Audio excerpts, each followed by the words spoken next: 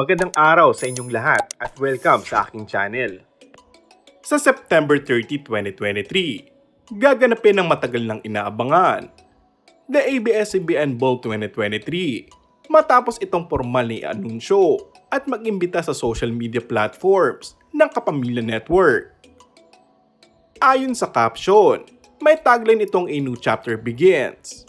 May hashtag din itong ABS-CBN Ball is back at ABS-CBN Ball 2023. Agosto pa lamang ay nananabik na ang solid Kapamilya fans na masilayan ng mga Kapamilya stars.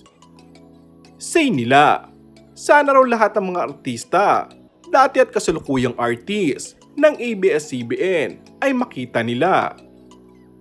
Pati na ang mga nagsilipatan sa ibang network, total naman daw ay tapos na ang network war.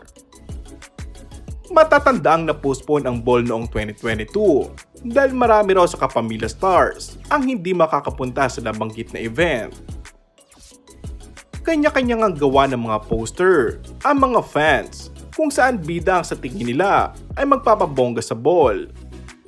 At isa sa mga inaasahan na darating ang mga favorite real couple nila na sina Coco Martin at Julia Montes. Kumpirmado naman na dadalo ito sa ball dahil bilang pasasalamat ito ng ABS-CBN sa mga stars na nananatiling loyal sa kabila ng mga pinagdaanan ng kanilang network. Inaasahan na ang mas maraming pagsasama-sama ng mga sikat na artista na manggagaling sa iba't ibang network kagaya ng TV5 at GMA Network dahil sa partnership na nabuo nito. Sa ngayon, ay sobrang busy ng Kapamilya Primetime King sa nangungunang teleserye na Batang Quiapo. Samantalang ang girlfriend naman nito ay abala rin sa pagpromote ng pelikula kasama ang kapuso actor na si Alden Richard. Sa kabila ng yan, ay hindi malabo na muling maggulat ang couple sa pagdating sa nasabing event at maglakad muli sa red carpet nang hindi nagbibitiw ang mga kamay. And that's all for our today's video. Kung bago ka lang sa aking channel ay mag-subscribe at pindutin na rin ang notification bell.